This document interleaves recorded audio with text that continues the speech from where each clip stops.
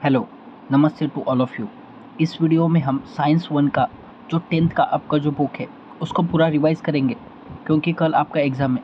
Okay, तो यहाँ पर देखिएगा, सबसे पहले मैं आपको नोमेनक्लेचर पढ़ाऊँगा।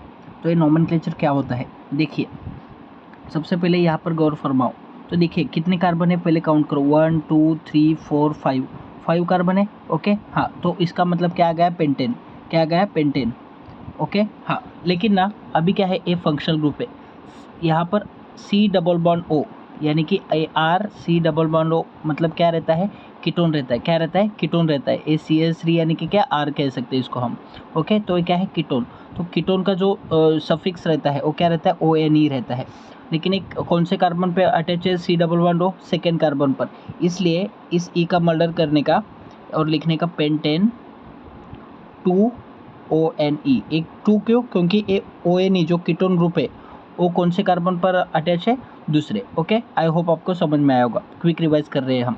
अभी ये देखो, इसके काउंट करो, कार्बन कितना है, 1 2 3 4 5, यानी कि 5। और मैंने नंबरिंग यहाँ से कर दिए, क्यों, क्योंकि हमारा फंक्शन ग्रुप नज़दीक आना चाहिए। अगर मैं यहाँ से करता तो 1 2 3 4 पर आ जाता है। ओके, तो ऐसे करता हूँ तो सेकेंड कार्बन पर क्लोरीन ग्रुप अटैच होता है। ओके, और क्लोरीन फ्लोरीन क्लोरीन ब्रोमीन जो हेलोजन्स है, ओके, वो ना हमेशा कहाँ पर आ जाएंगे, हमेशा ये जो है वो आगे ही आ जाएंगे। ओके, हाँ, तो देखिए इसको हम आगे लिखते हैं। तो यहाँ पर क्या है, दूसरे कार्बन पर क्या अटैच है, क्लोरो। क्या है, क्लोरो। अगर Br रहता तो ब्रोमो। ओके, ऐसे 2 क्लोरो। और कितने कार्बन है यहाँ पर, 5 है ना, तो इसलिए पेंटेन, इसका ये आ गया। ओके, हाँ, अभी देखो ये 1 2 3 कितने, हाँ, सेकेंड कार्बन पर क्या अटैच है, OH। OH यानी कि क्या, यहाँ पर हम क्या कहते हैं, ओल कहते हैं अल्कोहल को। ओके, तो और कितने कार्बन है, 3 1 2 3 3 कार्बन यानी कि क्या, प्रोपेन। और ई का मर्डर किया है, देखो यहाँ पर भी। और 2 सेकेंड कार्बन पर क्या अटैच है, OH वाला ग्रुप, और क्या कहते हैं, ओल कहते हैं। ओके, हाँ, अब यहाँ पर देखिएगा नेक्स्ट, यहाँ पर देखिए। ओके, यहाँ पर सिर्फ एक ही कार्बन है, एक ही कार्बन है, और NH2 यानी कि अमाइन लगाए, तो इसे हम क्या कहेंगे, क्या है, मिथेन लिखो पहले, मिथेन। और ई का मर्डर करते हैं। ओके, हाँ, और ना क्या जुड़ा है, अमाइन जुड़ा है। यहाँ पर एक लिखा तो भी चलेगा, एक ही कार्बन पर अटैच है ना, नहीं लिखा तो भी चलेगा। ओके, ऐसे मिथानामाइन, ये भी क्लियर हो गया। ओके, और यहाँ पर देखो, यहाँ पर कितने कार्बन है, इसमें अक्सर आप गलती कर देते हो। देखो COOH यानी कि कार्बोक्सिलिक एसिड रहता है, लेकिन यहाँ पर इसका भी कार्बन काउंट करना होता है हमें, तो 1 और 2। ओके, हाँ, तो कितने कार्बन है, मिथेन इथेन, 2 कार्बन यानी कि क्या, इथेन। और क्या है, एसिड है ना, तो इसको हम कहते हैं ऑइक एसिड। तो ई का मर्डर होगा, ऑइक एसिड उसको अटैच होगा, इथेनोइक एसिड। यहाँ पर देखिएगा, आपको नहीं दिखाई दे रहा होगा, देखिए मैं यहाँ पर लिख कर बताता हूँ आपको। तो ए ऐसा है, CH3 CH2 और CHO यानी कि अल्डिहाइड रहता है, और इसका भी कार्बन हमें काउंट करना होता है। क्या करना होता है, इसका भी कार्बन हमें काउंट करना होता है। तो देखो 1 और 2 ऐसे नंबरिंग करते हैं हम, क्योंकि इसको नज़दीक प्रेफरेंस मिलना चाहिए। तो फर्स्ट कार्बन पर क्या है, अल्डिहाइड है, तो अल्डिहाइड को अल लगाते हैं। तो कितने कार्बन है, 1 2 3, तो क्या लिखेंगे, प्रोपेन लिखेंगे हम। ई का मर्डर होगा, और 1 लिखा तो भी चलेगा, नहीं लिखा तो भी चलेगा। ओके, हाँ, तो क्या आ गया, प्रोपेनल आ गया। ओके, आई होप आप समझ पा रहे हो। देखो, ये थोड़े से प्रैक्टिस करो, ये काफ़ी इंपॉर्टेंट है। चलो नेक्स्ट, यहाँ पर देखिएगा, आप यहाँ पर देख पाओगे, देखिए, हाँ, आपको ऐसे पूछ सकता है, ए वाला स्ट्रक्चर आपको पूछ सकता है। वो कितने कार्बन है, 2 है, कितने कार्बन है, 2, लेकिन क्या है, डबल बॉन्ड है ना। ओके, तो क्या आ गया, इथिन आएगा, ENE आता है। डबल बॉन्ड रहता है तो ENE, ट्रिपल बॉन्ड रहता है तो YNE, और सिंगल रहता है तो ANE। ओके, अभी देखो, ट्रिपल बॉन्ड है ना, और कितने कार्बन है, मिथेन इथेन, 2 है, यानी कि 2 को हम इथेन कहते हैं, लेकिन क्या है, ट्रिपल बॉन्ड है तो इथाइन लिखेंगे। यहाँ पर देखो, हाँ, बस इतना ही है, और बाकी के सॉल्व करो। ओके, चलो नेक्स्ट, हम काफ़ी क्विक रिवाइज कर रहे हैं। ये है हमारा सब्स्टिट्यूशन रिएक्शन। सब्स्टिट्यूशन रिएक्शन यानी कि क्या रहता है, देखिए, कुछ नहीं रहता। यहाँ पर देखिएगा, सब्स्टिट्यूशन रिएक्शन यानी कि यहाँ पर CH4 है। ओके, CH4 को मैं ऐसे लिखता हूँ, ऐसे 4 हाइड्रोजन लिखा, और अभी क्या है, क्लोरीन को ऐसे लिखता हूँ, ClNCl।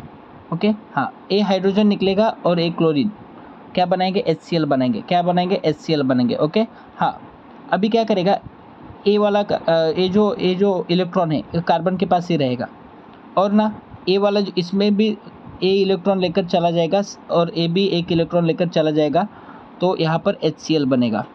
HCl गया, हाँ, और एक जो इलेक्ट्रॉन है ना, एक क्लोरीन यहाँ पर लेके आ जाएगा। ओके, ये 2 नहीं है, सिर्फ Cl है। ओके, ये 2 नहीं है, हाँ, ये अपना एक इलेक्ट्रॉन लेकर, और ऑलरेडी कार्बन के पास एक था तो इसलिए अटैच हो गया। तो देखो CH3 और Cl, तो ओके, हाँ। नेक्स्ट का इसमें क्या होगा, देखो क्लोरीन से तो एक हाइड्रोजन यहाँ से निकल जाएगा, तो कितना बचेगा, CH2Cl2 रहेगा। ओके, और एक Cl बचेगा और एक हाइड्रोजन बचेगा, तो क्या निकलेगा, HCl निकलेगा। तो अभी ये फिर से यहाँ पर आ जाएगा, इसकी रिएक्शन फिर से क्लोरीन के साथ होगी, एक हाइड्रोजन एक क्लोरीन निकलेगा, HCl बनाएंगे। ओके, यहाँ पर तो ए आ जाएगा। इसे हम क्या कहते हैं, सब्स्टिट्यूशन रिएक्शन कहते हैं, क्योंकि एक हाइड्रोजन जा रहा है और दूसरा एक क्लोरीन आ रहा है, तो ये क्या है, सब्स्टिट्यूट हो रहा है। ओके, चलो नेक्स्ट, इसके नाम देखो थोड़ा डाइजेस्ट में क्या है। अभी देखो एक ग्रुप याद रखना होता है तुम्हें, यानी कि कीटोन यानी कि क्या, OH यानी कि क्या, अमाइन यानी कि क्या, एस्टर यानी कि क्या, ये देखो थोड़े। ओके, चलो नेक्स्ट,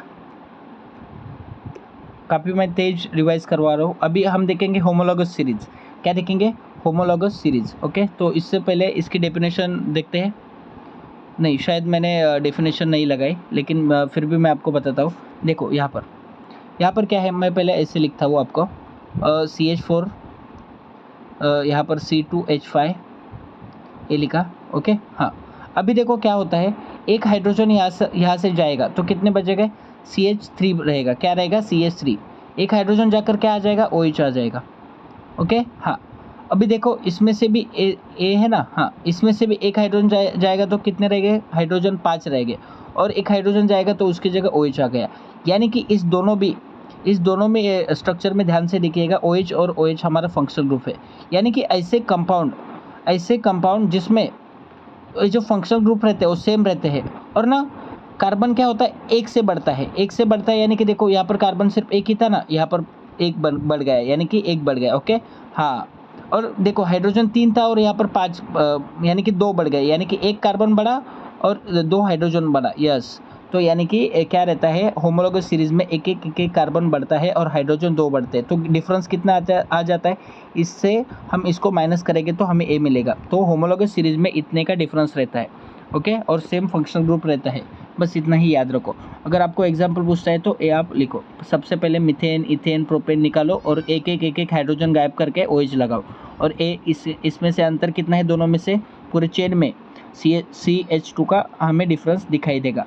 और देखो यहाँ पर कार्बन का एटॉमिक मास नंबर रहता है 12 और हाइड्रोजन का रहता है 1 + 1, मतलब एक हाइड्रोजन का 1 और दूसरे का 1, यानी कि इनके कितना है, 14 बढ़ गया। ओके, समझा इतना आपको। तो इतने का डिफरेंस रहता है इसमें और इसके वेट में।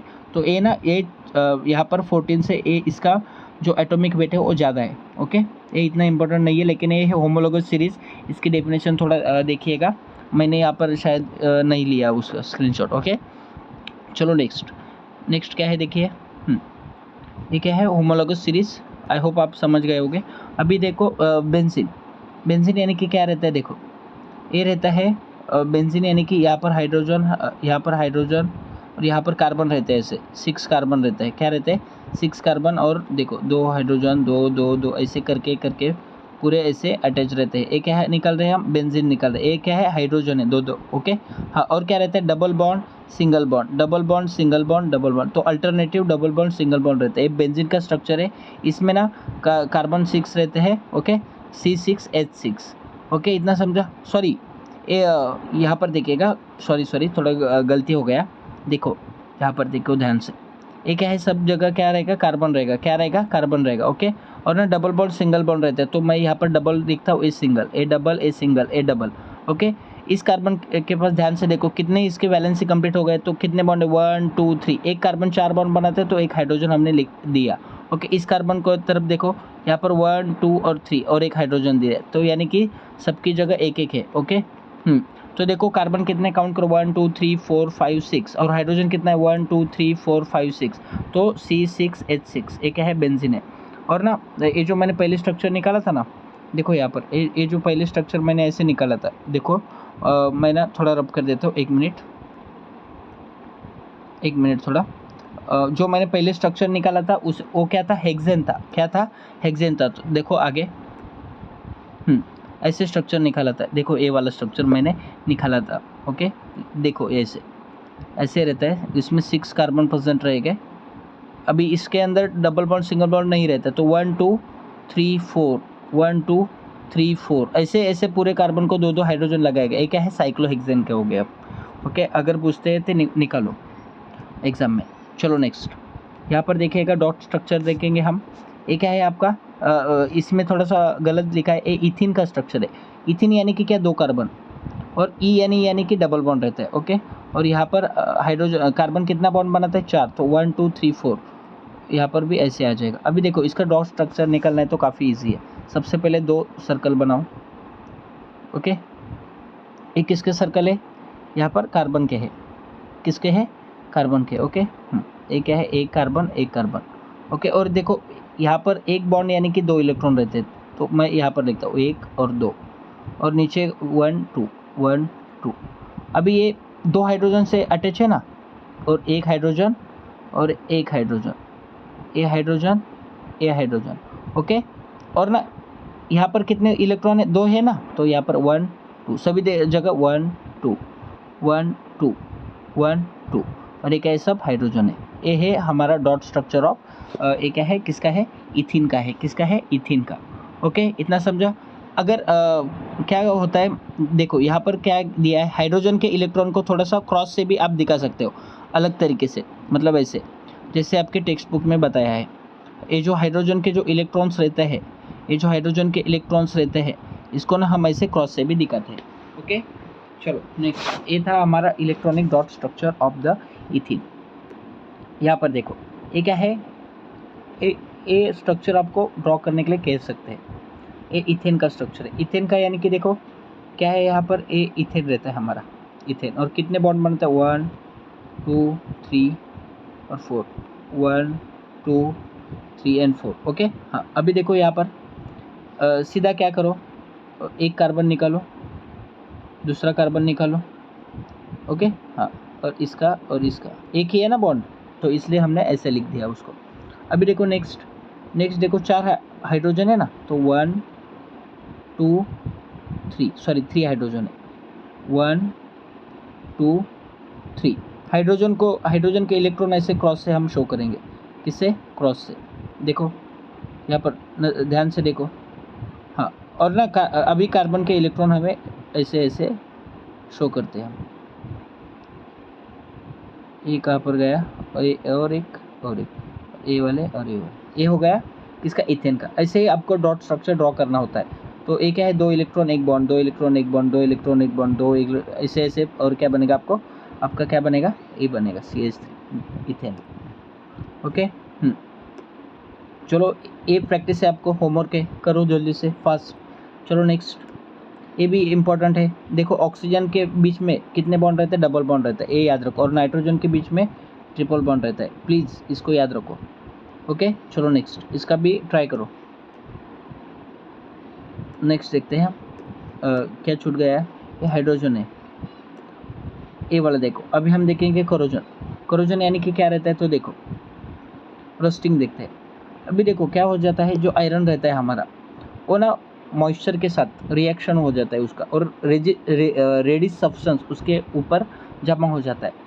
ओके, हाँ, और इस सब्सटेंस को हम क्या कहते हैं, रस्ट कहते हैं। बस इतना ही उन्होंने कहा है। और यहाँ पर जो भी कॉपर रहेगा वो ऑक्सीजन के साथ रिएक्ट कर कॉपर कार्बोनेट बनेगा, और एक ग्रीनिश लेयर जो कॉपर के ऊपर आ जाता है, डिपॉजिट हो जाता है। आप यहाँ पर देख सकते हो इस वाले स्टेचू में। ओके, और यहाँ पर बताया है जो सिल्वर जो रहता है वो ना सल्फाइड के साथ रिएक्ट हो जाता है, हाइड्रोजन सल्फाइड के साथ, और ना ये क्या बनाता है, ऐसे ब्लैक हो जाता है। चलो नेक्स्ट, अभी ना इसके ना ये जो प्रिवेंशन है, कैसे कोरोजन का कैसे प्रिवेंशन करते हैं ये देखते हैं, काफ़ी इंपॉर्टेंट है। यहाँ पर देखिए फर्स्ट है गैल्वेनाइजेशन, यानी कि क्या गैल्वेनाइजेशन में क्या किया जाता है, एक आयरन का मटेरियल रहता है, वो एक जिंक बात में डुबोया जाता है, उसके ऊपर जिंक का कोट लगवाया जाता है। ऐसे कैसे याद रखोगे, देखो गैल्वेनाइजिंग में जिंक है ना, तो यहाँ पर जिंक का कोट आयरन के ऊपर लगाया जाता है। ओके, इतना समझो आपको। चलो नेक्स्ट, तो उसकी वजह से आपका जो आयरन रहेगा वो क्या रहता है, प्रोटेक्ट रहता है। क्यों, क्योंकि ये जिंक ऑक्सीजन के साथ मिलकर क्या बनाता है, ZNO बनाता है, और हमारा आयरन सेफ रहता है। क्यों, ये ऑक्सीजन अंदर नहीं जाता, ऊपर ही उसके रिएक्शन हो जाते हैं। टिनिंग यानी कि क्या रहते हैं, कुछ वेसल्स रहते हैं ओके, कॉपर एंड ब्रास के, उसके ऊपर हम ना क्या करते हैं, टीन का लेयर, ऐसे मोल्टन लेयर अप्लाई कर देते हैं नीचे से वगैरह। ओके, तो बर्तन हमारे जल्दी ख़राब नहीं हो जाते। जो बर्तन के ऊपर जो ऐसे ग्रीन कलर आता है वो नहीं आता।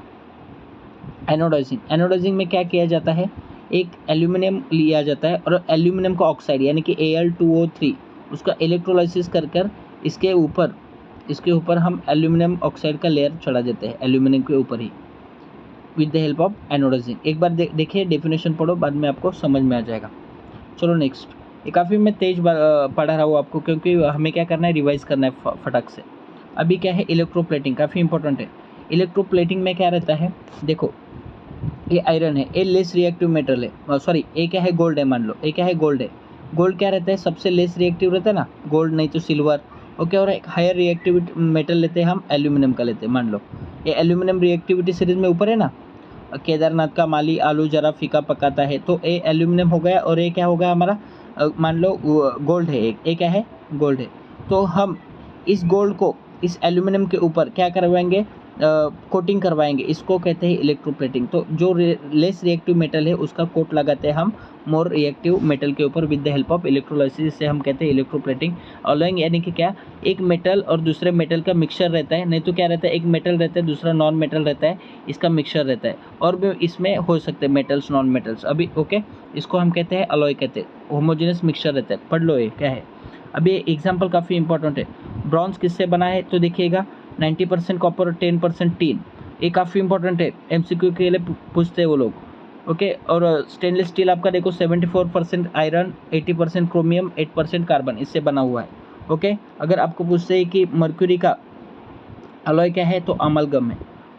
नेक्स्ट देखिएगा क्या है, और कहाँ पर यूज़ होता है, इस सिल्वर, ये क्या है, डेंटिस्ट यूज़ करते हैं सिल्वर अमलगम। ओके, चलो नेक्स्ट।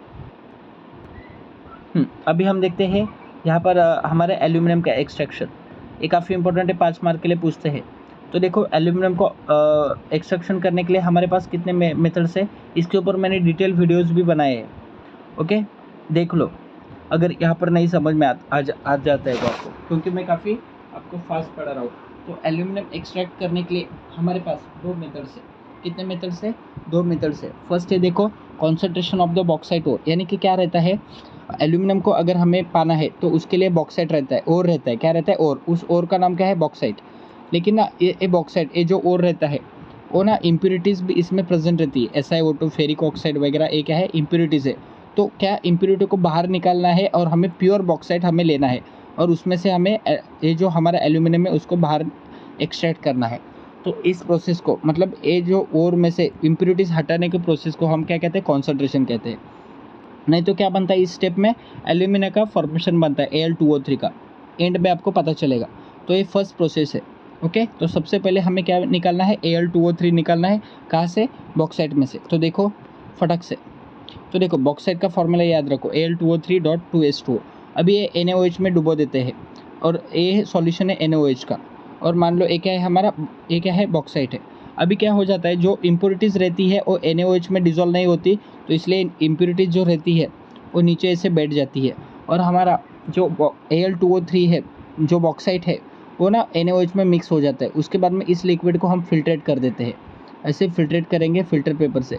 इम्प्योरिटीज़ ये जो डिज़ोल्व नहीं हुई थी इम्प्योरिटीज़, ये बाहर चली जाएगी, और हमारे साथ हमें क्या मिलेगा, क्या मिलेगा, हमारे पास ये मिलेगा NaLO2, इसको याद रखो, नालो। ओके, और ये वाटर हमें मिलेगा। तो ये देखो, अगर नहीं समझ में आता है तो एक बार देख लो, मैंने वीडियो बनाई है, ये काफ़ी इंपॉर्टेंट है।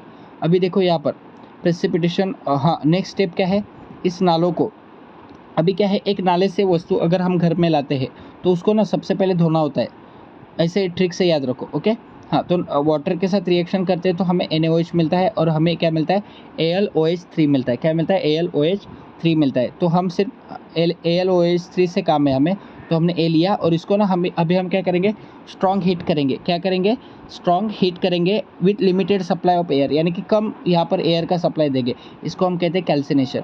तो हमें क्या मिलेगा, Al2O3। देखो, तो इसलिए इस प्रोसेस का पहले मैंने बताया था, फॉर्मेशन ऑफ Al2O3 यानी कि क्या, एल्यूमिना बन गया। तो ये क्या था, ये बेयर्स प्रोसेस था। इसको क्या कहते हैं, बेयर्स प्रोसेस कहते हैं। जो एल्यूमिना हमने निकाला है, इस हम क्या कहते हैं, बेयर्स प्रोसेस। और हॉल्स प्रोसेस भी रहता है, ओके, सेम टू सेम रहता है, लेकिन यहाँ पर देखो NaOH के साथ लीचिंग करते हैं। लीचिंग यानी कि क्या, ये जो मैंने बताया था ना फर्स्ट स्टेप में, ऐसे NaOH में डालकर इम्प्योरिटीज डिजोल्व वगैरह, उसे हम लीचिंग कहते हैं। देखो यहाँ पर बेयर्स प्रोसेस में NaOH यूज़ करते हैं, हॉल्स प्रोसेस में Na2CO3 यानी कि सोडियम कार्बोनेट यूज़ करते हैं, बाकी का एज इट इज़ है। ओके, इतना समझा आपको। यहाँ पर देखो, और यहाँ पर कार्बन डाइऑक्साइड नहीं था और यहाँ पर कार्बन डाइऑक्साइड रहता है, इतना याद रखो सेकेंड स्टेप में। चलो नेक्स्ट देखते हैं आगे क्या है। हाँ, और यहाँ पे कैल्सिनेशन भी क्या है, एज इट इज़ है। चलो नेक्स्ट, अभी हमें क्या मिला है, Al2O3 मिला। अगर हम बेयर्स करते हैं, हॉल्स करते हैं प्रोसेस परफॉर्म, तो हमें एक ही प्रोडक्ट मिलेगा Al2O3 यानी कि क्या, एल्यूमिना। और यही था हमारा, या ये क्या था, फर्स्ट स्टेप था। अभी यहाँ पर देखो नेक्स्ट स्टेप है, अभी हम क्या करेंगे, इस Al2O3 का इलेक्ट्रोलाइसिस करेंगे। क्या करेंगे, इलेक्ट्रोलाइसिस करेंगे और हमें एल्यूमिनियम मिल जाएगा। नेक्स्ट स्टेप में देखिएगा, एक है इलेक्ट्रोलाइसिस का, ये करेंगे हम। अभी देखो यहाँ पर ना हमने क्या किया है, यहाँ पर एनोड लिया है। एक है एनोड जो पॉजिटिव एंड से कनेक्ट है, इसलिए वो क्या है, एनोड है। ओके, और एक है नेगेटिव एंड से, जो ये जो देखो ये जो है ग्रेफाइट का रॉड, ये क्या है, नेगेटिव एंड से कनेक्ट है, इसलिए कैथोड कहेंगे उसको। ओके, ग्रेफाइट की लाइनिंग है। अभी इसने हम Al2O3 डालेंगे और क्या करेंगे, ए सेल यहाँ पर चालू कर देंगे बैटरी। तो यहाँ पर हमें Al+3 और क्या मिलेगा, O-2। Al2O3 स्प्लिट होकर A बनेगा, तो O-2 यहाँ पर चला जाएगा। ओके, हाँ, अभी क्या हो जाएगा, हाँ, माइनस यानी कि क्या, इसने किसी से तो इलेक्ट्रॉन लिया है, तो उसके ऊपर माइनस आ गया, यानी कि 2 इलेक्ट्रॉन इसके पास एक्स्ट्रा है। तो ये 2 इलेक्ट्रॉन को क्या करता है, यहाँ पर जैसे आ जाता है ये छोड़ देता है, यानी कि लॉस ऑफ इलेक्ट्रॉन। तो कैथोड पर, एनोड पर क्या हो जाता है, ऑक्सीडेशन हो जाता है। क्या हो जाता है, ऑक्सीडेशन। तो यहाँ पर देखो O-2 यहाँ पर चला गया, एक इलेक्ट्रॉन, कितने इलेक्ट्रॉन छोड़ेगा बाहर, 2 इलेक्ट्रॉन छोड़ेगा। क्यों, क्योंकि इसके पास 2 इलेक्ट्रॉन एक्स्ट्रा है, तो यहाँ पर O बन गया। ओके, हाँ, और एक ए ऑक्सीडेशन हुआ, और एक ऑक्सीजन का एटम गया O-2 का, और इसने भी 2, यानी कि टोटल 4 यहाँ पर इलेक्ट्रॉन छोड़े, और क्या बन गया, O+O क्या बना, O2 बना। और देखो ये क्या है, 2O रेज़ टू -2 ए बन गया। ओके, आई होप आप समझ पा रहे होगे। ये ऑक्सीजन गैस लिबरेट हुआ एनोड से, ये लिखना है, ये काफ़ी इंपॉर्टेंट है, ये नहीं लिखोगे तो मार्क्स नहीं मिलेंगे। तो यहाँ पर देखो 4 इलेक्ट्रॉन आ गए, और देखो यहाँ पर प्लस है, प्लस यानी कि 3 इसने डोनेट किए, तो इसको चाहिए ना, तो 4 में से 3 यहाँ पर इलेक्ट्रॉन इसको मिल जाएंगे। तो क्या बनेगा, Al बनेगा। क्यों, क्योंकि पहले ही +3 था, अभी एक्सेप्ट करेगा तो नेगेटिव रहेगा, तो ए क्या बन जाएगा, न्यूट्रल। तो Al हमें मिलेगा, और Al मिलेगा तो हम इसको एक्सट्रैक्ट कर लेंगे। अभी एक कैथोड पर क्या हो रहा है, गेन ऑफ इलेक्ट्रॉन, यानी कि क्या हो रहा है, रिडक्शन हो रहा है। ओके, और कितने इलेक्ट्रॉन लिए, 3 इलेक्ट्रॉन लिए, Al बना। ओके, ऑक्सीडेशन यानी कि लॉस ऑफ इलेक्ट्रॉन, रिडक्शन यानी कि क्या, गेन ऑफ इलेक्ट्रॉन। चलो नेक्स्ट देखते हैं। अभी यहाँ पर देखिए एक है थर्मिट रिएक्शन। क्या है, थर्मिट रिएक्शन। थर्मिट रिएक्शन में क्या रहता है, देखिए यहाँ पर क्या रहता है, Fe2O3 रहता है। ओके, आयरन का ऑक्साइड रहता है, और इसकी रिएक्शन हम एल्यूमिनियम के साथ करते हैं। अभी क्या रहता है, एल्यूमिनियम हायर रिएक्टिव रहता है, और Fe जो रहता है लेस रिएक्टिव। तो एल्यूमिनियम इसको डिस्प्लेस कर देता है, और क्या बनाता है, Al2O3 बनाता है। क्यों, क्योंकि आयरन क्या है, लेस रिएक्टिव है। रिएक्टिविटी सीरीज़ मैंने पढ़ाई है, इसके ऊपर भी वीडियोस मैंने ऑलरेडी बनाए। प्लेलिस्ट देखिएगा, 10th हॉट टॉपिक्स आपको जो प्लेलिस्ट मिल जाएगा। ओके, यहाँ पर देखिएगा नेक्स्ट। अब अभी एल्यूमिनियम यहाँ पर आ गया और Fe बाहर चला गया, इसको उन्होंने क्या किया, बैलेंस किया है यहाँ पर 2 लगा के। ओके, आई होप आपको आता होगा, मैंने पढ़ाया है। अभी देखो ये जो रिएक्शन करेंगे तो उससे हीट बाहर निकलेगा, इसलिए इसको क्या कहते हैं, थर्मिट रिएक्शन कहते हैं। अभी देखो इसकी वजह से दोनों भी मोल्टन स्टेट में मिलेगा। आयरन थोड़ा भारी रहता है उसकी डेंसिटी, तो इसको ना अभी क्या करते हैं, एक क्रूसिबल डिवाइस में डाल देते हैं। अभी आयरन भारी रहता है, तो आयरन है देखो रेड वाला, ये नीचे ही डिपॉजिट होगा, और जो Al2O3 थोड़ा हल्का रहता है तो ऊपर स्लैग के तौर पर जमा हो जाएगा। अभी क्या हो जाएगा, इसको ओपन करेंगे और इसको कहाँ पर फिल करेंगे, रेलवे ट्रैक जहाँ पर क्रैक आया है उसके अंदर ऐसे फिट करेंगे। उसके बाद ये निकालेंगे, ये जो मोल्ड रहता है वो निकालेंगे, और हमारा रेलवे ट्रैक ऐसे प्लेन हो जाएगा, जुड़ जाएगा। ये क्या है, थर्मिट वेल्डिंग कहते हैं इसको, ये काफ़ी इंपॉर्टेंट है। Fe2O3 क्या क्या हुआ, Fe2O3 था, इसकी रिएक्शन एल्यूमिनियम के साथ किया, एल्यूमिनियम ने Fe को डिस्प्लेस करा, Al2O3 मिला, Fe बाहर निकल गया, और इसमें से हीट निकल आई। ये क्या था, एक्सोथर्मिक रिएक्शन है। क्यों, क्योंकि यहाँ से हीट यहाँ पर बाहर निकल के आ गई। ओके, चलो नेक्स्ट देखते हैं यहाँ पर क्या है। चलो अभी क्या है, आपको डेफिनेशन पढ़ना है। रोस्टिंग यानी कि क्या, और कैल्सिनेशन यानी कि क्या। रोस्टिंग यानी कि क्या, हीट करते किसी भी हम यहाँ पर ZNS को किया है, एक है मीडियम रिएक्टिव मेटल्स है, और ये जो जिंक रहता है, जो मीडियम रिएक्टिव मेटल्स यानी कि ये मीडियम रिएक्टिव मेटल्स है, वो सल्फाइड के साथ और कार्बोनेट के साथ प्रेजेंट रहते हैं। ओके, हाँ, लेकिन इसमें से अगर हमें जिंक को सेपरेट करना है तो काफ़ी मुश्किल है, तो इसलिए हम क्या करते हैं, उसका हीट करवा देते हैं। तो हमें क्या मिलता है, जिंक ऑक्साइड, नहीं तो हाँ, जिंक ऑक्साइड मिलता है। और इसमें से हम जिंक इजीली निकाल सकते हैं। इसके लिए दो प्रोसेस है, रोस्टिंग एंड कैल्सिनेशन। रोस्टिंग में क्या किया जाता है, सल्फाइड ओर को काफ़ी तेज़ से हीट किया जाता है। कौन सा ओर है, सल्फाइड है, कार्बोनेट नहीं है।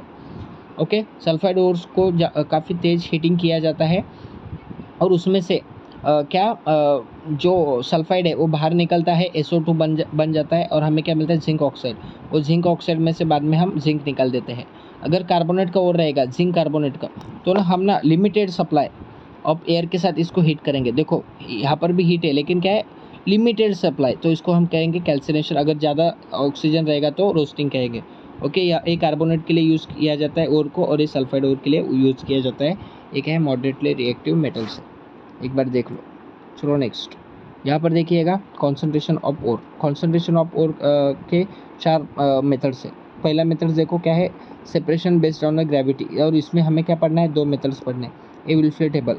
अभी क्या किया जाता है, हमें क्या करना है, कॉन्सेंट्रेशन ऑफ ओर, यानी कि क्या, ओर जो रहता है, और के साथ ना गैंग रहता है, यानी कि इम्प्योरिटीज़ रहती है, तो इस गैंग को बाहर हटाना है, हमें सिर्फ चाहिए ओर। इसके लिए विल्फ्ले टेबल मेथड यूज़ किया जाता है। ये विल्फ्ले टेबल मेथड देखो, ऐसे स्लैंट ऐसे अटैच किया जाता है, और ये वाइब्रेट हो जाता है, ऐसे ऐसे वाइब्रेट हो जाता है इस डायरेक्शन पर। ओके, ऐसे ऐसे ऐसे ऐसे ऐसे वाइब्रेट हो जाता है। अभी देखो ए और यहाँ पर डाला जाता है ऊपर से पाउडर बना के। अभी ऊपर से वाटर भी छोड़ा जाता है, तो क्या हो जाता है, और ना लाइट वेट रहता है, तो पानी के साथ ऊपर आ जाता है, और ऐसे ऐसे बहकर यहाँ पर गैंग बाहर निकल जाता है। सॉरी, जो गैंग रहता है ना, वो लाइटर पार्टिकल रहता है, जो इम्प्योरिटीज़ रहती है वो हल्की रहती है, पानी के साथ ऊपर ऊपर आकर ऐसे बह जाती है। अभी जो जो और रहता है मेटल का, वो ना ऐसे या इस स्लिट्स में डिपॉजिट हो जाता है, ऐसे ऐसे। अभी वाइब्रेट हो रहा है, तो इसलिए ये ऐसे ऐसे यहाँ पर पुश होगा, और यहाँ से निकालेंगे हम। इसको कहेंगे विल्फ्ले टेबल मेथड। और क्या है, ग्रेविटी, यानी कि जो हल्का है ऊपर जाएगा, और जो यहाँ पर वेट है वो ऐसे नीचे चला जाएगा। ओके, तो इसको एक क्या है, ग्रेविटी सेपरेशन मेथड। नेक्स्ट है हाइड्रोलिक सेपरेशन मेथड। देखो ये पढ़ो बाद में। ओके, डायग्राम काफ़ी इंपॉर्टेंट है। अभी हम देखेंगे हाइड्रोलिक सेपरेशन मेथड। ओके, ये भी ग्रेविटी के बेस पर डिपेंड है। तो देखो यहाँ पर क्या किया जाता है, इनर जो है इनलेट, उसमें से वाटर प्रेशर फुली यहाँ पर छोड़ा जाता है, ऊपर से पाउडर और डाले जाते हैं। ओके, जो गैंग मटेरियल रहता है, जो इम्प्योरिटीज रहती है वो हल्की रहती है, तो इस प्रेशर की वजह से ऊपर जाएगी और बाहर से निकलेगी। और जो हमारा और रहता है, जिसमें आयरन वगैरह, मतलब हमारा मेटल्स प्रेजेंट रहता है, तो भारी होने की वजह से नीचे नीचे आ जाता है। इस पानी के प्रेशर का उसके ऊपर कुछ इफेक्ट नहीं होता, और यहाँ से बाहर निकालते हैं हम। ये क्या था, हाइड्रोलिक सेपरेशन मेथड था। अभी देखो ये क्या है, यहाँ पर देखो मैग्नेटिक सेपरेशन मेथड। क्या है, मैग्नेटिक सेपरेशन मेथड। इसमें क्या रहता है, 2 रोलर्स रहते हैं, एक रोलर्स मैग्नेटिक रहता है, दूसरा नॉन मैग्नेटिक रहता है। यहाँ पर नॉन मैग्नेटिक ब्रास का क्या रहता है, पट्टा रहता है। ओके, और यहाँ से ऐसे ओर को डाला जाता है। ए और है, मान लो ए रेड कलर का क्या है, देखो ए ग्रीन कलर का क्या है, और है। ओके, हाँ, और इसमें क्या है, ए पीले कलर का क्या है, इम्प्योरिटीज है, गैंग है यानी कि। अभी देखो क्या हो जाता है, सपोज हमारा जो ओर रहता है, और ये जो ग्रीन कलर का हमारा ओर है, वो ना इस यहाँ पर जैसे मैग्नेट के पास चला जाएगा, मेटल से, यानी कि ये भी मैग्नेटिक प्रॉपर्टी शो करता है मान लो, तो यहाँ पर चिपकेगा ऐसे। और जो इम्प्योरिटीज़ रहेगी, जो येलो वाली है, वो इसको चिपकेगी नहीं, तो यहाँ से इसको हम कलेक्ट करेंगे। देखो यहाँ पर ऐसे कलेक्ट करेंगे, और बाद में जैसे इसका मतलब ये बेल्ट थोड़ा दूर चला जाएगा, तो मैग्नेटिक इफेक्ट ख़त्म हो जाएगा, तो ये वाला जो हमारा ओर है वो हमें ऐसे मिलेगा। इसको कहते हैं magnetic separation method. I hope आप समझ पा रहे हो, काफ़ी तेज़ पढ़ा रहा हूँ मैं। ऑलरेडी मैंने ये सब वीडियोस अपलोड किए हैं। फ्रोथ प्रोटेक्शन देखते हैं, 3rd वाला। ओके, हाँ, इसमें क्या था, मैग्नेट था, इसलिए एक क्या है, मैग्नेटिक सेपरेशन मेथड हुआ। अभी फ्रोथ यानी कि क्या रहता है, झाग रहता है। ओके, इसमें क्या क्या किया जाता है, चलो मैं आपको बताता हूँ। ये जो सल्फाइड ओर के लिए सिर्फ यूज़ किया जाता है, ये सल्फाइड ओर के लिए यूज़ किया जाता है। और सल्फाइड ओर क्या रहता है, हाइड्रोफोबिक यानी कि वाटर से हिट करने वाला, वाटर के साथ रिपल्शन दिखाने वाला। और गैंग जो रहता है, इम्प्योरिटीज़ रहती है, वो हाइड्रोफिलिक रहती है। चलो अगर नहीं समझ में आता तो देखते हैं फ्रोथ प्रोटेक्शन मेथड। यहाँ पर देखो क्या है, नेक्स्ट डायग्राम काफ़ी इंपॉर्टेंट है। फ्रोथ प्रोटेक्शन मेथड इस सल्फाइड ओर के लिए यूज़ किया जाता है। अभी देखो क्या किया जाता है, यहाँ पर पहले वाटर फिल किया जाता है, बाद में उसके ऊपर पाइन का ऑयल मिक्स किया जाता है इसमें, इस टंकी में। अभी इसको ना एजिटेटर से रोटेट किया जाता है विद द एयर के सप्लाई के साथ, और वाटर यहाँ से इंसर्ट करते हैं, तभी क्या बनेगा, फ्रोथ बनेगा। फ्रोथ यानी कि क्या, ऑयल का क्या बनेगा, झाग बनेगा। ये देखो झाग बन गया। और इसमें से अभी हम क्या डालेंगे, हमारा जो ओर है उसके साथ गैंग इम्प्योरिटीज प्रेजेंट है वो डालेंगे। अभी क्या रहता है, देखो जो सल्फाइड का ओर है वो ना ऑयल के साथ क्या रहता है, ऑयल के साथ वो मतलब क्या रहता है, मतलब उसके अच्छे रिलेशन होते हैं, तो इसकी वजह से फ्रोथ में ही ऐसे जमा जाएगा ऊपर ही, और जैसे जैसे वाटर का लेवल बढ़ेगा तो फ्रोथ ऐसे बाहर निकलेगा और हमें क्या मिलेगा, सल्फाइड ओर मिलेगा।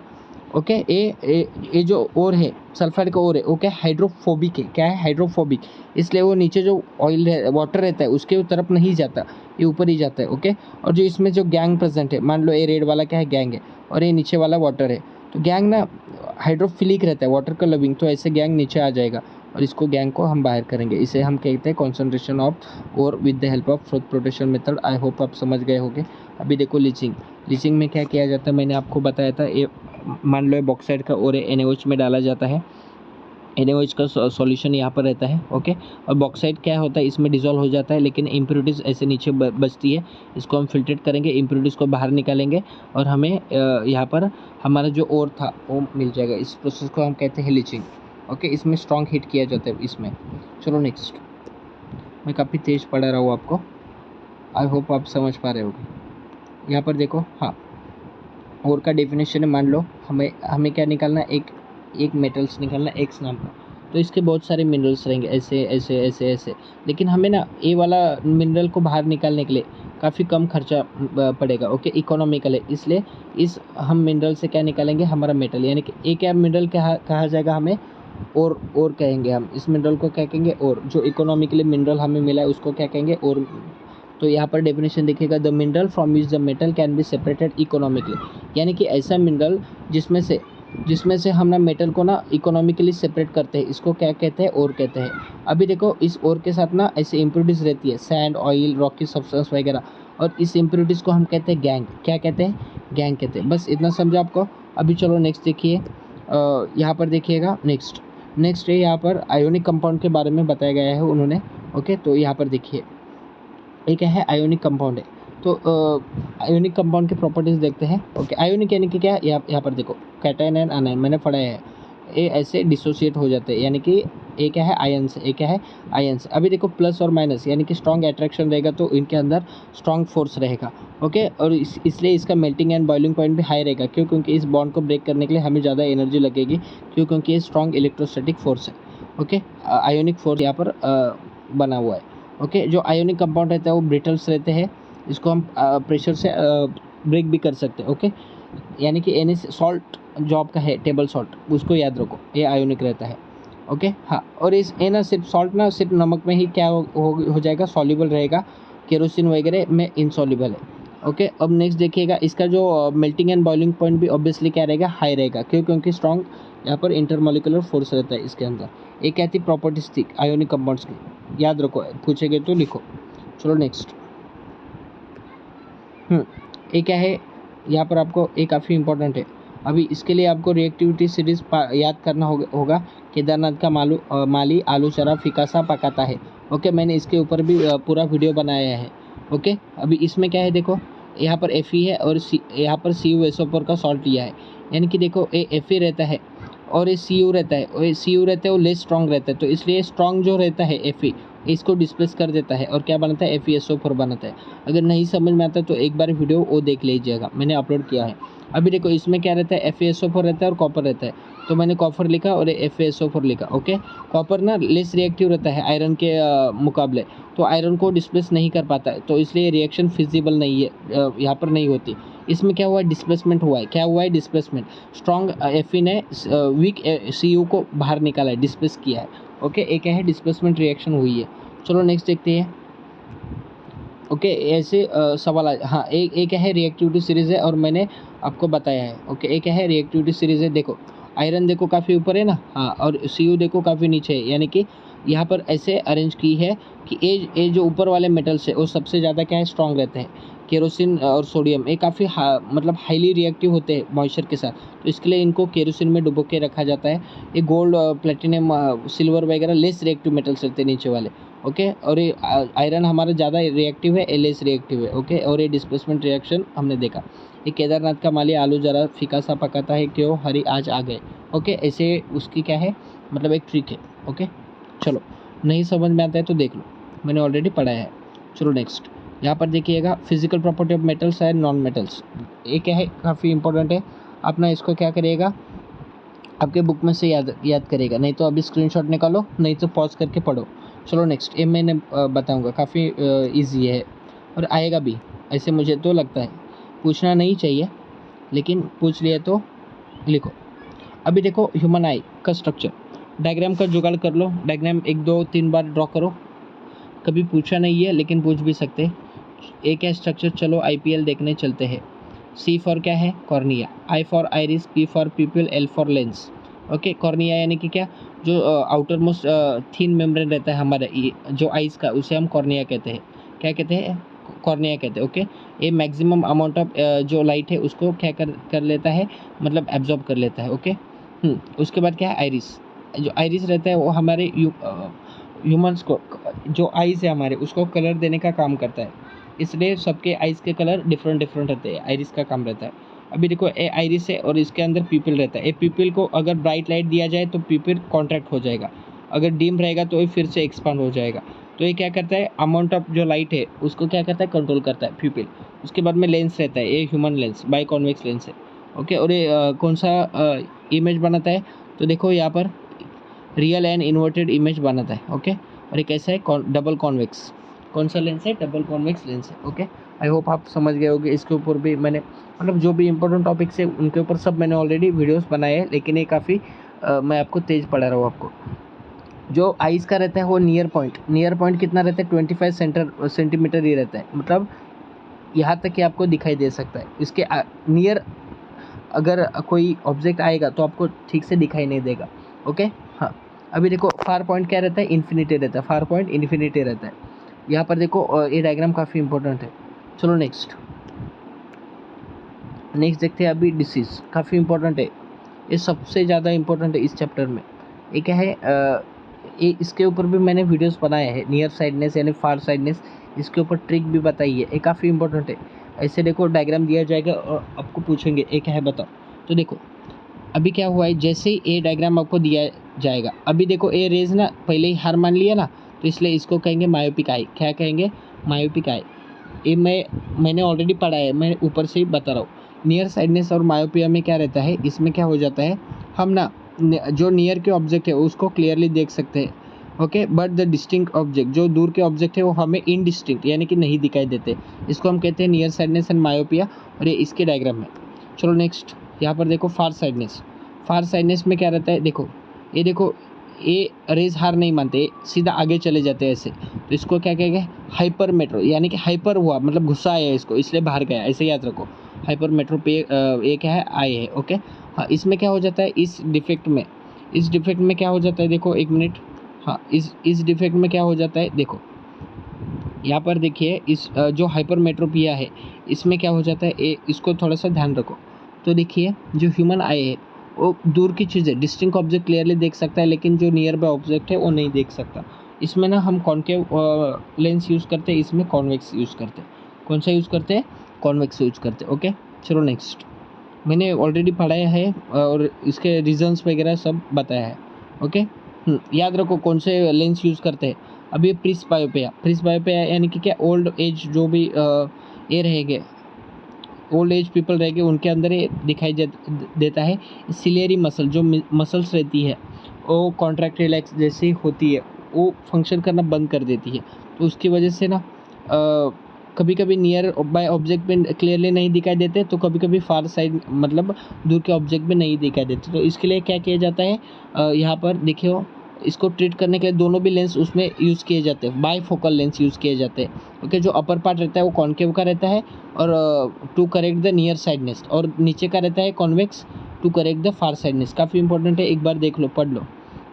चलो नेक्स्ट, यहाँ पर देखिए। हाँ, अभी ये क्या है, यहाँ पर हमने उन्होंने क्या बताया है, कुछ डेफिनेशन बताई है, ओके। तो सबसे पहले देखते हैं सेंटर ऑफ कर्वेचर यानी कि क्या रहता है। तो मान लो एक क्या है, एक सर्कल है और एक सर्कल है। अगर इसको हम बाहर निकालेंगे, ए वाले पार्ट को बाहर निकालेंगे, ए वाले पार्ट को, एक मिनट, ए वाले पार्ट को ऐसे बाहर निकालेंगे तो ए हमें क्या मिलेगा, एक लेंस मिलेगा। इसको हम कहेंगे, क्या कहेंगे, कॉन्वेक्स लेंस कहेंगे। क्या कहेंगे, कॉन्वेक्स लेंस। अभी देखो इस सर्कल का, ये जो सर्कल है, इस सर्कल का ए क्या है, सेंटर ऑफ कर्वेचर, और इस सर्कल का क्या है, सेंटर है। इसको हम कहेंगे सेंटर ऑफ कर्वेचर कहेंगे। क्या कहेंगे, सेंटर ऑफ कर्वेचर। यानी कि क्या, the centre of the sphere, मतलब इस स्फीयर का ए सेंटर, इस स्फीयर का a centre, the centre of sphere whose part, मतलब इस स्फीयर का ए वाला पार्ट और इस स्फीयर का ए वाला पार्ट, यानी कि हुज पार्ट, यानी कि क्या, देखो यहाँ पर मैं ड्रॉ करता हूँ, हुज पार्ट, ओके, हाँ, whose part forms the lens, ये क्या करता है, लेंस बनाया है उसने, ओके। इसको हम क्या कहेंगे, सेंटर ऑफ कर्वेचर कहेंगे। रेडियस ऑफ कर्वेचर यानी कि क्या, देखो ए रेडियस है, इस सेंटर से ये क्या है, रेडियस, ए रेडियस है, ओके। इसको हम कहेंगे रेडियस ऑफ कर्वेचर। एक बार देख लो, वैसे ये प्रिंसिपल एक्सिस यानी कि क्या, इसमें दोनों सेंटर में से एक एक्सिस पास होगी, उसको हम कहेंगे प्रिंसिपल एक्सिस। अभी देखो, ये लेंस के बीच में एक डॉट रहेगा, पॉइंट रहेगा, मिड पॉइंट रहेगा, उसको हम कहेंगे ऑप्टिकल सेंटर कहेंगे। प्रिंसिपल फोकस यानी कि क्या, देखो ये मान लो, एक मिनट, ये क्या है, कॉन्वेक्स लेंस है। अभी देखो ए रेज ऐसे आ जाएगी, और ना इसको कॉन्वर्जिंग लेंस भी कहते हैं, कॉन्वेक्स को। क्यों, क्योंकि ये क्या करता है, रेज को कॉन्वर्ज किया, देखो यहाँ पर फोकस पर, इसलिए क्या है, हाँ। और ये जो रेज जहाँ मीट हो जाते हैं उसको हम फोकस कहते हैं, और इसने क्या किया है, कॉन्वर्ज किया है। अभी देखो, ए रेज आ रही थी, एक कॉन्केव मिरर है, लेंस है, कौन सा है, कॉन्केव लेंस, तो ये डाइवर्ज कर देता है ऐसे। लेकिन हम यहाँ से देखते हैं तो हमें क्या लगता है, ये यहाँ से ही रेज आई है, यानी कि इस फोकस पर हमने मीट करवाया उसे। जो रेज वहाँ पर मीट होती है उसे हम क्या कहते हैं, फोकस कहते हैं। और कितना समझा, हाँ। अभी देखो, फोकस से लेकर ये ऑप्टिकल सेंटर तक जो भी डिस्टेंस रहता है उसको हम कहते हैं फोकल लेंथ। क्या कहते हैं, फोकल लेंथ। ये जो फोकस है और ये ऑप्टिकल सेंटर है, इतना लेंथ को हम क्या कहते हैं, फोकल लेंथ। अभी देखो, ये राइट साइड में है ना, यानी कि ऐसे 0 1 2 3 हम एक ग्राफ बनाते हो, यानी कि ऐसे है ना, ये राइट साइड में, तो इसका फोकल लेंथ, कॉन्वेक्स लेंस का फोकल लेंथ पॉजिटिव रहेगा। और देखो ये देखो लेफ्ट साइड को है, ओके, यानी कि 0 -1 -2 ऐसे, तो ए कॉन्केव का क्या रहेगा, नेगेटिव रहेगा, यहाँ पर उन्होंने बताया है। आई होप आप समझ गए होंगे फोकस क्या रहता है, फोकल लेंथ क्या रहता है। काफ़ी तेज़ मैं आपको पढ़ा रहा हूँ। चलो नेक्स्ट यहाँ पर देखते हैं, अभी ये क्या है, नेक्स्ट देखते हैं। हाँ, ये ना रेज डायग्राम है, ये क्या है, रेज के डायग्राम है, रूल है। मतलब देखो, अगर इंसिडेंट रे अगर इस प्रिंसिपल एक्सिस को पैरेलल रहेगा तो रिफ्रैक्टेड रे आपका फोकस में से चला जाएगा। अगर इंसिडेंट रे फोकस में से आया, ओके, तो रिफ्रैक्टेड रे इस वाले प्रिंसिपल एक्सिस को पैरेलल चला जाएगा। अगर इंसिडेंट रे ऑप्टिकल सेंटर्स में अगर पास होगा तो एज इट इज चला जाएगा, इसकी डायरेक्शन वगैरह चेंज नहीं होगी। ये 3 रूल है, काफ़ी इंपॉर्टेंट है, इसको याद रखो। चलो नेक्स्ट, ये टेबल काफ़ी इंपॉर्टेंट है, मैंने डायग्राम निकाले है, वो मैं आपको आगे बताऊँगा, इसके लिए भी मैंने बताया है, ओके। हाँ, अभी देखो, ये क्या है, साइन कन्वेंशन। ये साइन कन्वेंशन काफ़ी इंपॉर्टेंट है। तो साइन कन्वेंशन में क्या होता है, देखो मैं देखो, ये जो लेंस रहता है, ऑब्जेक्ट हमेशा लेंस के लेफ्ट साइड में रखा जाता है, इन फ्रंट ऑफ लेंस के ऊपर ही रखा जाता है ऑब्जेक्ट को, ओके। इतना समझा आपको, हाँ। अभी मान लो ऑब्जेक्ट का हाइट है, एक है, मतलब यहाँ पर क्या है, ऊपर की ओर है ना, तो हम पॉजिटिव में गिनेंगे। अगर हाइट नीचे रहेगा तो नेगेटिव में। अगर यहाँ से डिस्टेंस राइट साइड को रहेगा तो हम पॉजिटिव लेंगे, लेफ्ट साइड को रहेगा तो नेगेटिव लेंगे। ये देखो, यहाँ पर क्या लिया, पॉजिटिव, यहाँ पर नेगेटिव लिया, बस इतना ही है। और फोकल लेंथ कॉन्वेक्स मिरर का क्या होता है, मैंने ऑलरेडी बताया है। एक है लेंस फार्मूला, ये काफ़ी इंपॉर्टेंट है। देखो, इसको सिर्फ याद रखो बस। देखो नेक्स्ट, साइन कन्वेंशन हमने देख लिया। अभी मैग्नीफिकेशन का फॉर्मूला भी एक बार रट्टा मार लो, और ये पावर ऑफ लेंस का फॉर्मूला भी याद रखो, ओके। चलो नेक्स्ट, ये देखो साइन कन्वेंशन यहाँ पर बताया है, एक बार पढ़ो। देखो क्या रहता है, ये जो नेगेटिव, मतलब राइट साइड के जो भी डिस्टेंस रहेगा, यहाँ से ऑप्टिकल सेंटर से राइट साइड तक जितना भी डिस्टेंस रहेगा वो पॉजिटिव रहेगा। लेफ्ट को क्या रहेगा, नेगेटिव रहेगा। ऊपर का हमें हाइट वगैरह डिस्टेंस यहाँ पर क्या करना है, काउंट करना है, मेजर करना है, तो हम पॉजिटिव लेंगे, और नीचे का के लिए नेगेटिव लेंगे, बस इतना ये साइन कन्वेंशन है। और लेंस के हमेशा फ्रंट साइड में, लेफ्ट साइड में ऑब्जेक्ट को हम ऐसे खड़ा कर देंगे, और उसका रे डायग्राम ड्रॉ करेंगे। रे डायग्राम अभी ड्रॉ करेंगे। ये क्या है, साइन कन्वेंशन है। और जो फोकल लेंथ के बारे में मैंने बताया, देखो कॉन्वेक्स लेंस का क्या रहता है, पॉजिटिव रहता है, कॉन्केव का क्या रहता है, नेगेटिव रहता है। आई होप आप समझ पा रहे होगे। चलो नेक्स्ट, ये देखो क्या है, ए रेज है, ये रे डायग्राम मैंने निकाली है। ये क्या है, रे डायग्राम मैंने यहाँ पर ड्रॉ किया है। तो इसको ना थोड़ी देर बाद देखते हैं। अभी ये देखो, अभी हम देखते हैं हमारा क्या है, कॉन्वेक्स लेंस है। ये क्या है, कॉन्वेक्स लेंस है। तो यहाँ पर देखिए अभी ये क्या है, कॉन्वेक्स लेंस है। ओके हाँ, तो फर्स्ट देखो ये काफ़ी टेबल इंपॉर्टेंट है। आपको क्या आ जाएगा, टेबल फिल करने के लिए भी आ सकता है, फिल इन द ब्लैंक जैसे 5 मार्क्स के लिए। ओके तो उसके लिए आपको क्या करना है, पहले रफ में बाजू में डायग्राम ड्रॉ करनी है और वहाँ से आपको देखना है और टेबल को फिल करना है। तो कैसे करना है मैं आपको बता देता हूँ। तो देखो image form the convex lens, मान लो ये क्या है, कॉन्वेक्स लेंस है। ये क्या है, कॉन्वेक्स लेंस है ऐसे। अभी देखो हमने पोजीशन ऑफ ऑब्जेक्ट कहाँ पर रखा है, इन्फिनिटी, मतलब इस प्रिंसिपल एक्सिस के अवकाश से बाहर, यानी कि बहुत दूर, यानी कि इन्फिनिटी। तो यहाँ पर देखो यहाँ से एक रेज निकलेगा और नीचे से एक रेज निकलेगा। एक है कॉन्वेक्स है इसलिए कॉन्वर्ज हो जाएगी और यहाँ पर इमेज बन गई। ओके, दो रेज मिल गए फोकस से। ओके हाँ, इसको हम कहेंगे F1 F2, मतलब ऐसे रहता है। ए ऑप्टिकल सेंटर रहता है, ए F2, A2 F2, ओके, और ए F1 और A2 F1। ओके हाँ, और ये यहाँ पर लेंस ऐसे ड्रॉ किया है मैंने। अभी देखो आपका जो पोजीशन ऑफ द इमेज, यहाँ पर ऑब्जेक्ट का इमेज कहाँ पर फॉर्म हुआ, यहाँ पर फॉर्म हो गया, यानी कि क्या एट F2 पर वो फॉर्म हो गया। देखो साइज़ कैसे बड़ा है क्या, नहीं, सिर्फ पॉइंट है, सिर्फ पॉइंट साइज़ है। और नेचर कैसे, इमेज का रियल एंड इन्वर्टेड। रियल यानी कि क्या, दो रेज मीट हो गए ना। ओके, एक्चुअल में मीट हो, अगर दो ऐसे रेज मीट हो जाते हैं तो उसको रियल कहते हैं। और इन्वर्टेड यानी कि क्या, उल्टी बनी है ऑब्जेक्ट। देखो नेक्स्ट में आपको समझ में आ जाएगा इन्वर्टेड यानी कि क्या। चलो नेक्स्ट, यहाँ पर देखो आपका ऑब्जेक्ट कहाँ पर है अभी, बियॉन्ड द 2F1, ये 2F1 है, उसके आगे यानी कि बियॉन्ड। ओके यहाँ पर हमने रख दिया। ओके, फर्स्ट रेज यहाँ से डोके से निकलेगा और यहाँ से नीचे से तो नहीं निकल सकता, तो इसलिए हमने यहाँ से, हाँ अगर अभी ये क्या है, इसके प्रिंसिपल एक्सिस को पैरेलल लेना, इसलिए ये क्या रिफ्रैक्टेड है, फोकस में से पास हो जाएगा। देखो मैंने पास करवाया। अभी नेक्स्ट रेज देखो, मैंने फिर से डोके में से ही रेज को निकाला। क्यों, क्योंकि पैर ऑलरेडी इंगेज है। ऐसे नहीं रहता, मैं ट्रिक के जरिए आपको बता रहा हूँ। ऑप्टिकल सेंटर में से एज इट इज़ पास हो जाएगा। हमने रूल देखा है ना, अगर कोई रेज ऐसे पास हो जाता है ऑप्टिकल सेंटर में से, वो एज इट इज जाएगा, चेंज नहीं करेगा। ओके, अभी दो रेज देखो यहाँ पर मिल गए और देखो यहाँ पर उल्टी इमेज फॉर्म हुई है। यहाँ पर देखो कैसी थी, ऐसी थी ना, अभी यहाँ पर देखो ऐसी इमेज, इसको ही हम कहते हैं इन्वर्टेड। और रियल क्यों, क्योंकि दो रेज मिले हैं। अभी देखो ये क्या है, small size of the image क्या स्मॉल है, देखो ये इतना बड़ा है और ये छोटी सी इमेज यहाँ पर फॉर्म हुई। देखो मैंने स्केल का मेजरमेंट का कुछ इस्तेमाल नहीं किया, इसलिए थोड़ा आपको गड़बड़ी नज़र आ रही होगी, लेकिन आप भावनाओं को समझिए।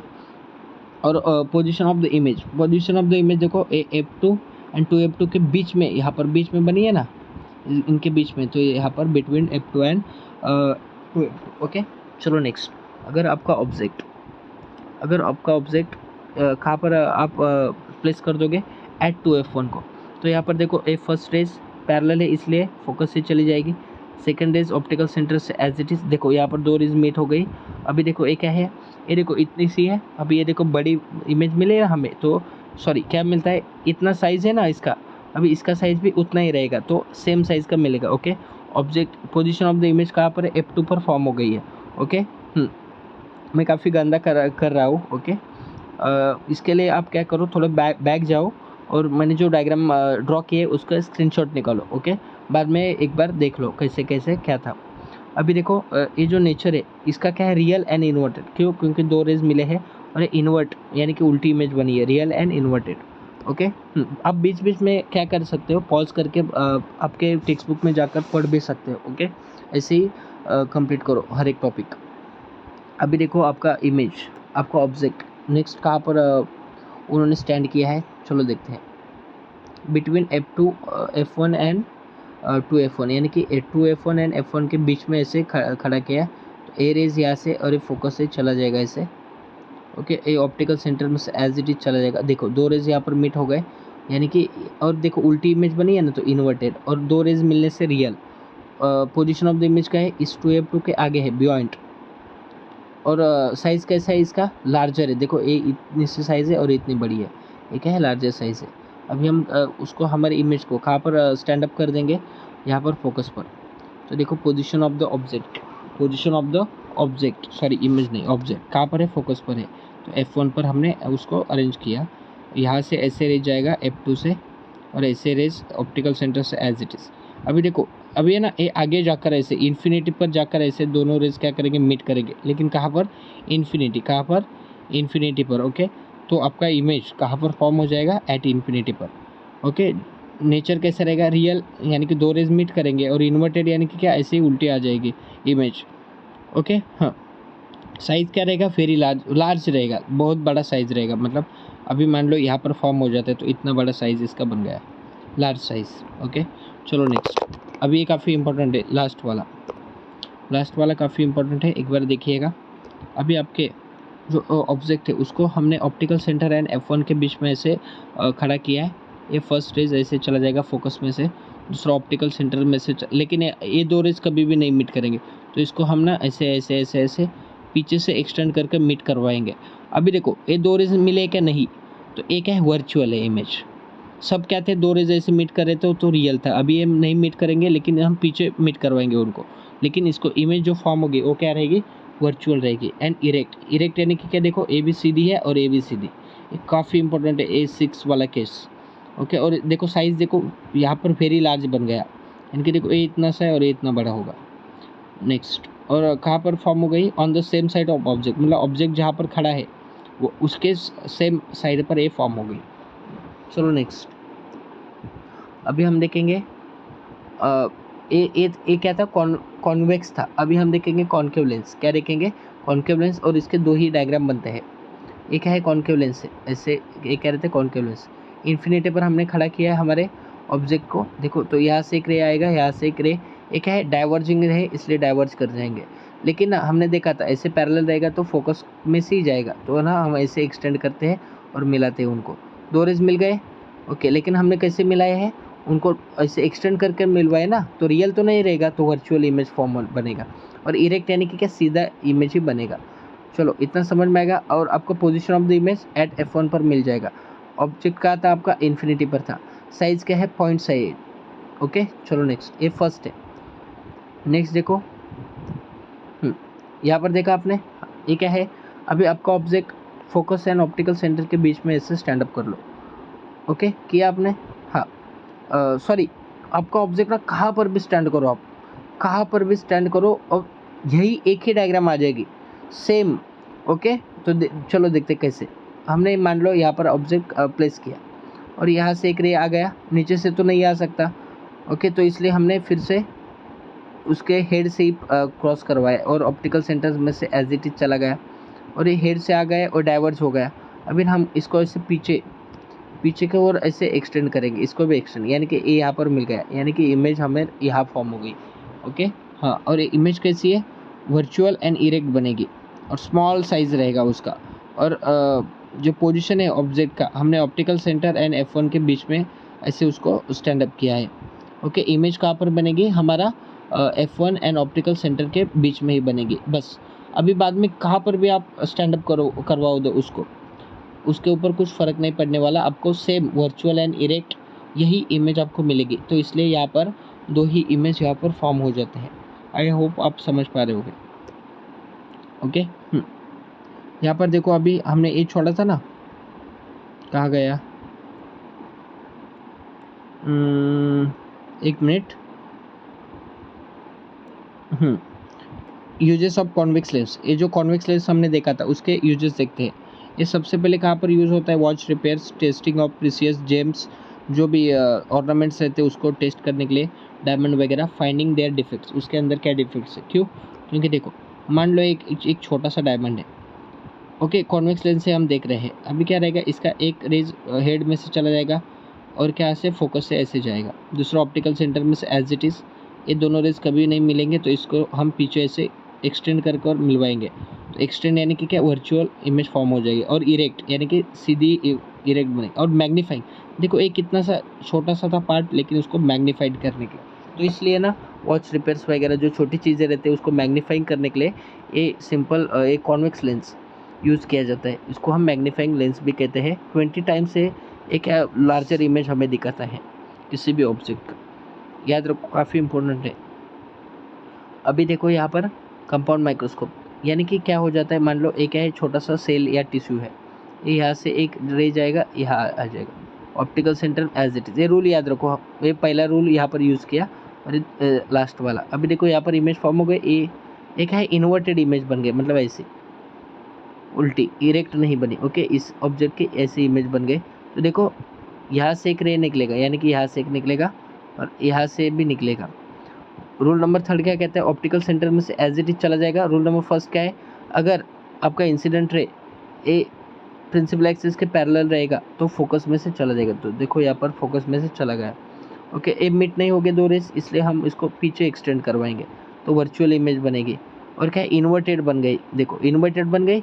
और एक है हाईली मैग्नीफाइड, देखो ये छोटी सी एक ऑब्जेक्ट था लेकिन इसका इतना बड़ा इमेज हमें मिल गया। तो एक कंपाउंड माइक्रोस्कोप में यूज़ करते हैं। ये जो ऑब्जेक्टिव लेंस रहता है और आईपीस रहता है, ऑब्जेक्टिव लेंस रहता है वो क्या रहता है, स्मॉलर रहता है। और जो आईपीस रहता है, आईपीस कैसे बड़ा रहता है, देखो ऐसे टेलीस्कोप रहता है ना हमारा, सॉरी माइक्रोस्कोप रहता है ना, हाँ ये सामने वाली जो लेंस रहती है ऑब्जेक्टिव लेंस, एक कम क्रॉस सेक्शन रहता है, आई लेंस का काफ़ी बड़ा रहता है। नेक्स्ट देखो, एक है टेलीस्कोप। मान लो यहाँ पर एक है स्टार है, ये फर्स्ट रेज यहाँ पर रूल नंबर फर्स्ट यूज़ करेंगे, फोकस में से ऐसे चली जाएगी। Rule number third, optical centre में से एज इट इज चले जाएगा। तो देखो यहाँ पर इमेज ऐसे फॉर्म बन गई, इन्वर्टेड इमेज मिल गई। ओके, तो अभी देखो फिर से एक रेज पास हुआ और दूसरा ऑप्टिकल सेंटर में से पास करेंगे, ये दो रेज कभी नहीं मिलेंगे। तो इसको हम ऐसे ऐसे ऐसे खींच लेंगे और इन्फिनिटी पर कहा तो जाकर मिलेंगे, इन्फिनिटी पर। तो देखो इतने से छोटे स्टार को हम इतने बड़ा अभी देख पा रहे हैं। ये क्या है, टेलीस्कोप। इमेज कैसे फॉर्म हो गई, हमें वर्चुअल मिलेगी और highly magnified. Okay, objective lens इसका बड़ा रहता है, आईपीस स्मॉल रहता है। ये टेलीस्कोप में कॉन्वेक्स लेंस का यूज़ किया जाता है। कॉन्वेक्स लेंस कहाँ कहाँ पर यूज़ किया जाता है मैंने आपको सब पढ़ाया है। अभी देखो कॉन्केव लेंस का कहाँ पर यूज़ किया जाता है, जहाँ जहाँ पर लाइट आएगी ना तो कॉन्केव लेंस वहाँ पर मोस्टली यूज़ किया जाता है, यानी कि कैमराज वगैरह इसमें वगैरह। ओके, देखो नेक्स्ट देखो, टॉर्च में लाइट आ गई ना, स्पेक्टेकल्स में यूज़ किया जाता है। जो आप डोर में से ऐसे देखते हो ना बाहर कौन आया है, वो जो लेंस यूज़ किया जाता है वो कॉन्केव लेंस रहता है। सीडी प्लेयर में रहता है, मेडिकल इक्विपमेंट स्कैनर में रहता है, लेज़र के लाइट में रहता है, क्या है, कॉन्केव लेंस। ये काफ़ी इम्पोर्टेंट है। ओके, इतना समझ में आया आपको। हाँ, अभी ना एक थोड़ा सा पार्ट बाकी है। अभी मैं क्या कर देता हूँ, इस वीडियो को ना स्टॉप कर देता हूँ, क्योंकि यहाँ पर ऑलरेडी 1 घंटा हो गया है, क्योंकि अपलोड करने में काफ़ी दिक्कत आ जाएगी। ओके, और जल्द ही मैं अभी सिर्फ कितने थोड़े से पेजेस से टॉपिक्स बाकी है, इतने इसके ऊपर भी मैं बनाऊंगा। ओके, अब इसको क्या करना है, मैंने जो जो टॉपिक पढ़ाया है उसको क्या करना है, आपको फिर से एक बार देखना है। और देखते वक्त क्या करना है, बीच बीच में पॉज कर मैंने जो पढ़ाया है वो बुक में थोड़ा सा थ्योरी सिर्फ एक बार पढ़ना है, 1-2 बार पढ़ना है, रट्टा नहीं मारना, सिर्फ पढ़ना है। ओके, और फास्ट पढ़ो। चलो मैं आपको थोड़ी देर बाद मिलता हूँ, एक नए मतलब हमारे सेकंड पार्ट को लेकर आता हूँ। तब तक आप पढ़िएगा। Okay, bye bye.